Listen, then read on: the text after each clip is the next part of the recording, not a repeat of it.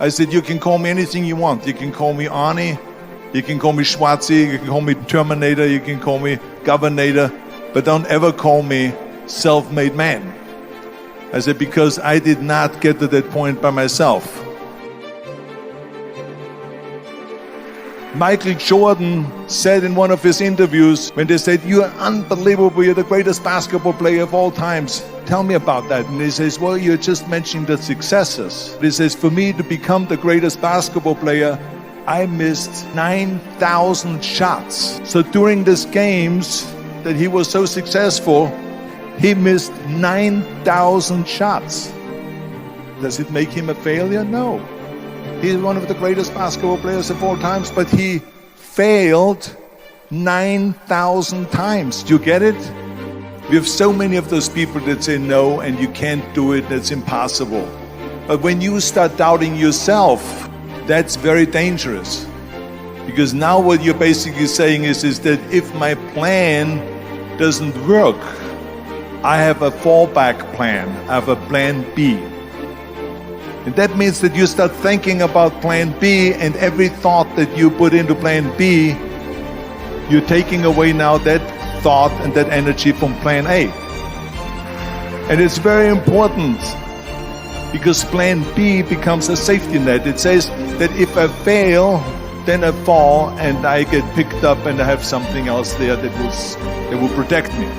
We function better if there is no safety net.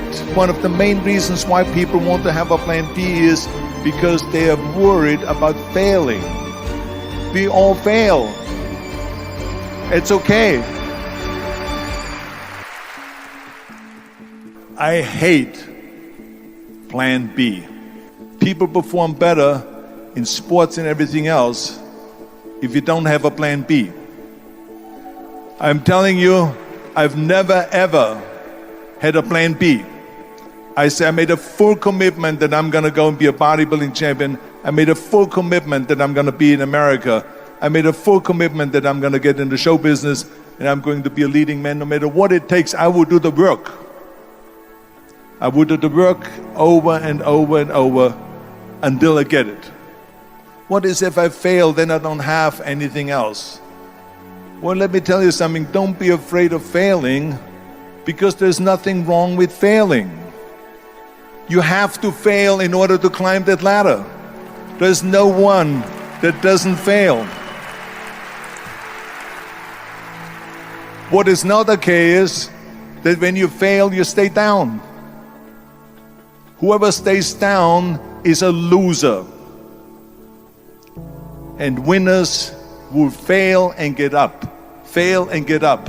Fail and get up. You always get up. That is a winner. That is a winner. We all lose. We all have losses. This is okay. And this is why I say don't be worried about losing, because when you're afraid of losing, then you get frozen. You get stiff. You're not relaxed. You got to be, in order to perform well in anything, if it's in boxing or if it is on your job or with your thinking, is only happening when you relax. So relax. It's okay to fail. Let's just go all out and give it everything that you got. That's what it is all about. So don't be afraid to fail. I think that every day we are benefiting from someone helping us. That's why I said earlier, there's no such thing as a self-made man. I mean, when you think about it, you're born and you need your parents to raise you. You need your teachers to teach you. You need your coaches to do sports. Out of the thousands and thousands of people that helped me, Albert Bussig was one of them that helped me to translate into English so I could fill out my entry form for the Mr. Universe contest. And then he flew with me to London to the Mr. Universe contest. He was an extraordinary friend that took thousands and thousands of pictures since then and helped me in every one of the competitions and everything, was a huge supporter. But this is the kind of people that you need. We need help. We need help. I mean, think about just to be successful in the movies. How are you going to be successful in the movies without having an audience? The only one that makes you successful in the movie is the people that go to see the movie. So how can you say to your self-made man when you need millions and millions and millions of people all over the world to go and see your movies, so people, then the press looks at it and says, this guy has a big box office success. It's the people. It's you. Imagine if Jürgen and I both think that we're self-made people and this hall right now is empty. No one here. Do you think this will be a successful conference? No. Who makes it successful is not him and me. We are just one little molecule that is added to the equation. But you are the ones that make this conference a successful conference. So thank you, all of you, for being here today. You are the ones that is making it big. You can only feel complete as a person if you think about what can you do for your fellow member around you that maybe needs help. I felt like that everyone has a different motivation why you get into that. I was an immigrant going to America, and I saw how America was the most generous country in the world. I mean, they opened up their arms to me, they helped me, they invited me for Thanksgiving dinner, the people, they helped me. And I saw that firsthand, this generosity in America. And I said to myself, as an immigrant that is being embraced with open arms, that I need to go and make sure that I give something back. Right? Because I started thinking about how did America become such a great country? How did America become such a generous country? Well, I look back in history and I realized that people have fought for America, and people have died for America, and people have suffered for America.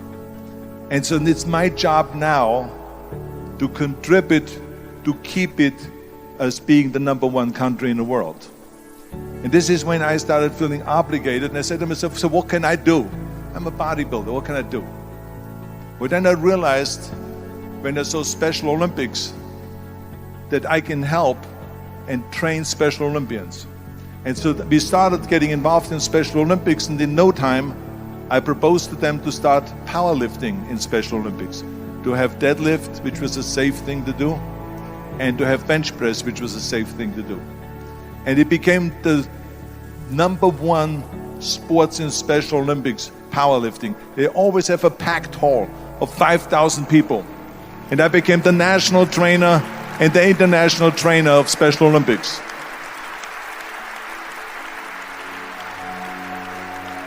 And I tell you, I felt so good. I felt better than winning a bodybuilding competition, going to one of their competitions and seeing 100 of those athletes from all over the world competing in powerlifting and being happy and being included and being felt that they're equal to all of us. It was the most unbelievable feeling, and this is why I got so excited about it that then after that, I started, going around to military bases in America and training our military personnel. Because in those days, bodybuilding and weight training wasn't popular. Now it is. Now when you go to Iraq, to Baghdad or somewhere like that, and you see the American soldiers train, they have the biggest facilities. It all changed. But in those days, they wasn't popular at all. So I went from military base to train the soldiers and the sailors and the airmen and all of them. And the more I got into that, the more I realized how good it feels to give something back. And that's when my idea came about after-school programs, because after school, when I traveled to all the schools to train the students, I saw there was a huge gathering of students after the school was over outside the school. And I asked the school principal, what are all the students doing? And he said to me, Arnold, you have to understand that 70% that the kids in our schools, they come from parents where 70% of the parents are both working. So therefore there's no one there picking them up. So that's got me the idea to start after-school programs, to keep those kids in school while the parents are working, and to offer them homework assistance, tutoring, sports and fitness programs and arts programs, music and painting and so on. And it became a huge success. So as you know, it becomes addictive. When that became very successful, now we have after-school programs all over the United States. Then, of course, when 2003 happened, where there was a governor's race in California, I said to myself, now is my chance to jump in there and to really give everything. And people said to me, he says, are you crazy to run for governor? When you're governor, he says, you cannot go and make movies anymore. I mean, I know that you can't run the state and make movies. Of course not. He says, well, you would lose all these millions of dollars. I mean, you're getting 20, 25, $30 million a movie, you will lose that. I say, I don't care. I say, all the money that I made is because of America. My success is because of America. Everything that I've accomplished is because of America. I say, so for me now to give something back for 7 years and not to make money makes no difference to me. I say, I'm going to do it. And I jumped in the end of the race and did it. And let me tell you something. I'm not poor because those 7 years I didn't get paid. I'm perfectly fine. And it made me feel good that I could give back to America.